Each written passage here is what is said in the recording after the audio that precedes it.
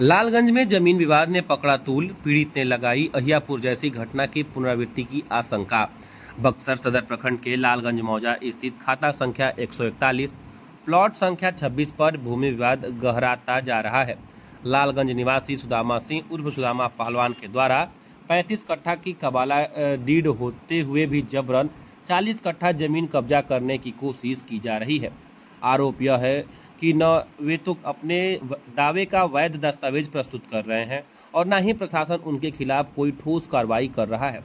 पीड़ित पक्ष का आरोप है कि सुदामा सिंह ने अब तक 2 कबालों में कुल 35 कट्ठा जमीन की खरीद की है, लेकिन वे 2 बीघा लगभग 40 कट्ठा जमीन पर जबरन कब्जा करने की कोशिश कर रहे हैं, जबकि प्रशासन को पूरे मामले की जानकारी होने के बावजूद उनसे न तो अभी तक जमीन की कागजात मांगी गई है और न ही उनके द्वारा कोई कागजात प्रस्तुत किया गया है। सुदामा सिंह पर पहले से ही मुफस्सिल थाने में रंगदारी, मारपीट और हत्या सहित आधा दर्जन से अधिक संगीन मामले दर्ज हैं। इनके बावजूद उनके खिलाफ अब तक कोई सख्त कदम नहीं उठाया गया। स्थानीय लोगों का कहना है कि पूर्व में भी वे कई जमीन पर जबरन कब्जा कर चुके हैं, चाहे वह सत्यानंद पांडे की जमीन हो, शिवाला की भूमि हो या फिर कलेक्ट्रेट रोड के दोनों तरफ की परती जमीन हो। पीड़ित आलोक कुमार का कहना है कि उनकी जमीन के 10 फीट हिस्से पर जबरन कब्जा कर सुदामा सिंह कर रहे हैं कि 1.5 कट्ठा जमीन रजिस्ट्री कर दो, वरना जीवन भर केस लड़ते रहोगे। आलोक कुमार ने डीएम, एसपी, एसडीओ, सीओ और थाना सहित अन्य जगहों पर अपने संबंधित अधिकारियों को आवेदन दिया है, लेकिन अब तक कोई समाधान नहीं मिला। शनिवार को आयोजित जनता दरबार में पीड़ित पक्ष ने आवेदन दिया था कि सुदामा सिंह न तो वहां पहुंचे और न ही कोई कागजात पेश किया। सीओ के द्वारा सीमांकन का आदेश दिया गया, जिसमें अंचल अमीन, राजस्व कर्मचारी और थाना प्रभारी की टीम मौके पर पहुंची, लेकिन सीमांकन कार्य नहीं हो सका। पीड़ित के द्वारा 1981 के कबाला पर कब्जा रोके जाने की मांग की थी, जिस पर भी अब तक कोई कार्रवाई नहीं हुई है। पिछले 5 वर्ष से चल रहे इस विवाद में अब किसी भी बड़ी घटना की आशंका जताई जा रही है। दिनों कई सारे अधिकारी पहुंचे हुए थे, किस तरह का विवाद है और क्या मामला है? यहाँ जमीन मेरा जबरदस्ती कब्जा करने का मामला है, जो पिछले 5 सालों से हम इसको कई एक अधिकारियों से लेकर के यहाँ डीएम से लेकर के एसपी और सीओ, एसडीओ कई एक जगह मैंने आवेदन दिया है, लेकिन जानबूझ करके सिर्फ इतना कह करके कि आपकी चौहद्दी गलत है। हमने जिनसे जमीन लिया था उनका चौहद्दी गलत बता करके जमीन पर जबरन कब्जा किया जा रहा है। ये वैसे व्यक्ति हैं जिनके बारे में पता किया जा सकता है कि ये दर्जनों लोगों का जमीन इसी तरह थोड़ा थोड़ा विवाद करके हड़पने का प्रयास करते रहते हैं। ये अपने घर परिवार के लोगों का भी जमीन हड़प चुके हैं।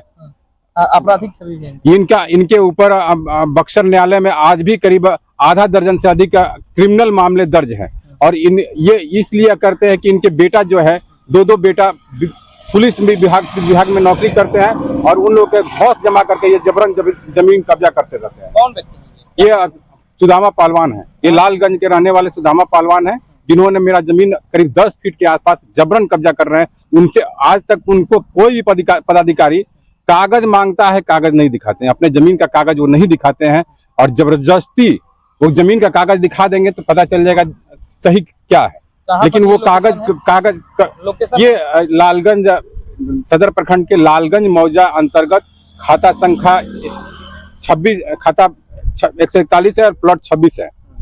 यही आप देख रहे हैं, यही मड़ई सीओ द्वारा पूर्व में मापी भी कराया गया है। जो ये मड़ई देख रहे हैं, मड़ई मेरे जमीन में 3 फीट 4 फीट मेरे जमीन में पड़ा हुआ है, लेकिन ये जबरदस्ती यहाँ से हटने का नाम नहीं ले रहा है। तो आपको नहीं यहाँ पर रहने दिया जा रहा है? जब आते हैं मारपीट की स्थिति बन जाती है। यहाँ पर पदाधिकारी क्या करते हैं? आप तो न्यायालय में भी गए थे। न्यायालय में पदाधिकारी एसडीओ के यहाँ गए, एसडीओ ने कागज मांगा, कागज नहीं दिखाएंगे। बार बार कहते हैं कि हम न्यायालय में हैं, कागज नहीं दिखाएंगे, हम न्यायालय में हैं, कागज नहीं दिखाएंगे। शनिवार जनता थाने पर शनिवार जनता दरबार में मैंने आवेदन दिया, वहां पर भी इन्होंने नोटिस जाने के बावजूद भी नहीं पहुंचा। सीओ स्वयं यहाँ पर आए थे और ये जमीन का वेरिफिकेशन किया है, लेकिन वो भी अभी तक हमको न्याय नहीं मिल सका है। इनको कौन लोग सपोर्ट कर रहे हैं? आपराधिक छवि के लोग सपोर्ट कर रहे होंगे। इनका सबसे बड़ा इनका बेटा है जो पुलिस विभाग में, उन लोगों के बल पर ये ऐसा करतूत करते हैं। इन्होंने छोटे सिंह जैसे व्यक्ति से जबरदस्ती कहा जाए या समझौता के मद में कहा जाए, उनसे भी जमीन लिया है, जिसका ऑलरेडी प्रूफ है। पांडेपट्टी के सत्यानंद पांडे का जो जमीन था 7 बीघा, उसमें से समझौता के नाम पर 2 बीघा जमीन इन्होंने लिया है। खुट्टी यादव जैसे मुखिया का जमीन हड़पने का प्रयास करते हैं। इसके अलावा अन्य अपने घर परिवार के अपने भतीजा लोगों का जमीन हड़प लिए हैं। इनका पेशा, मुख्य पेशा है भू हड़पना इनका पेशा है। कहते हैं कि हमारा तो जमीन का कारोबार है, जमीन का सुआ सूत्री के हम व्यवसाय करते हैं। ऐसे व्यक्ति हैं ये। तो अभी प्रशासन से क्या आश्वासन मिला? प्रशासन कहता है कि ठीक है, कार्रवाई होगी।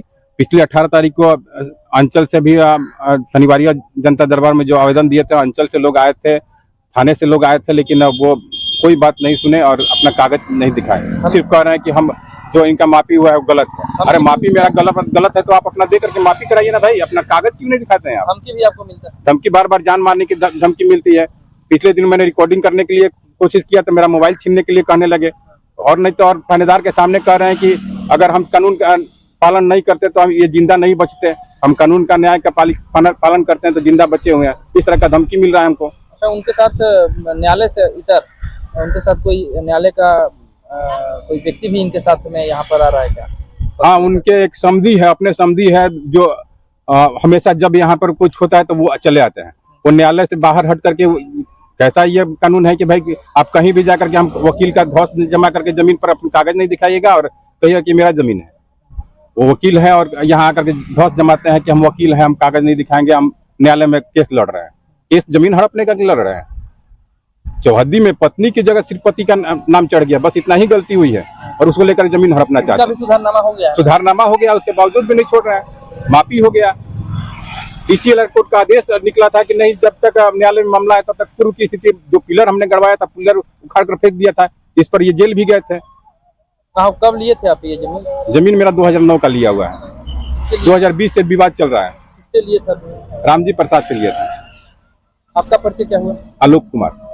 मैं पेशे से पत्रकार हूं, लेकिन मुझको न्याय नहीं मिल रहा है। सरकार की, मुख्यमंत्री जी की सोचिए कि अधिक से अधिक जनता का विवाद जो है, जमीनी विवाद है, इसको हर थाने पर सीओ को भेज के, एक मंडल में एक, अगर अंचल में 2-3 थाने हैं तो अलग अलग समय पर निर्धारित करके हर शनिवार को सीओ और वहां के थाना प्रभारी को मिलाकर अब विवाद को समाप्त करने का प्रयास किया जाता है।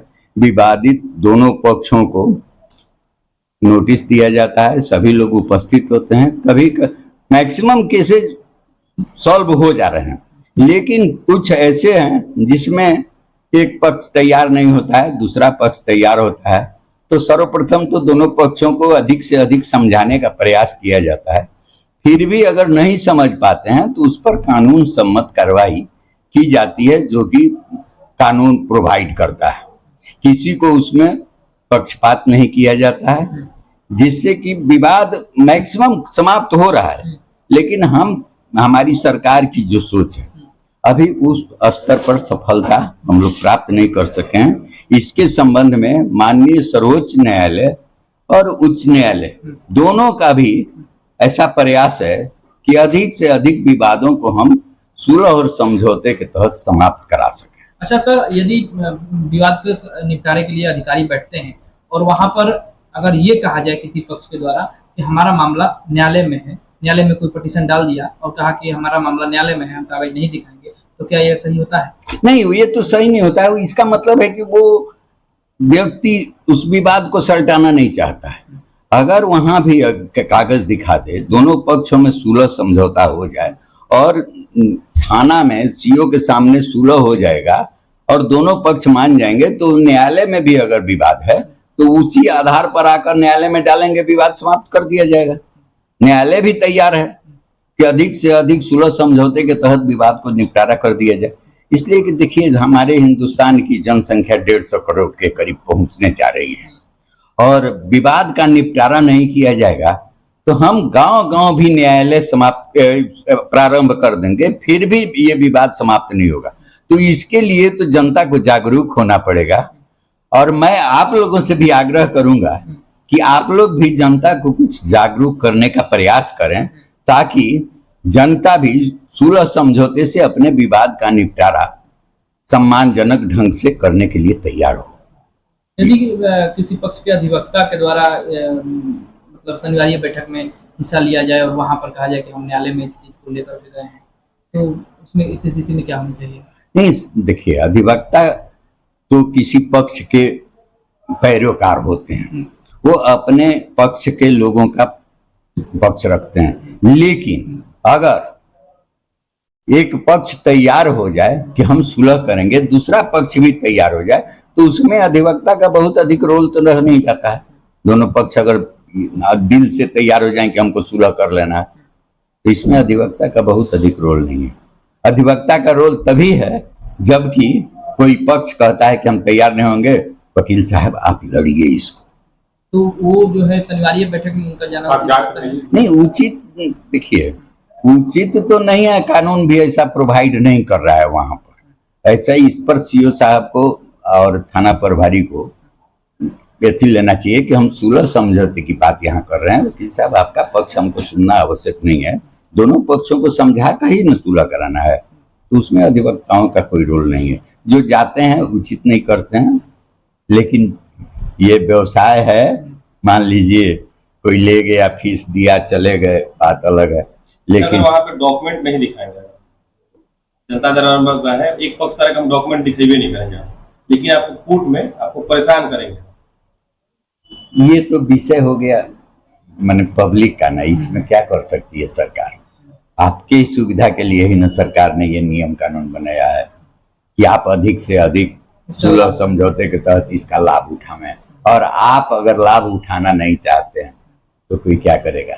जैसे मान लीजिए रेलवे में है कि सीनियर सिटीजन को हम कंसेशन देंगे, छूट देंगे, और कोई सीनियर सिटीजन कह रहा है कि हमको नहीं चाहिए, तो उसमें सरकार क्या कहेगी? जबरदस्ती तो देगी नहीं। यही बात है।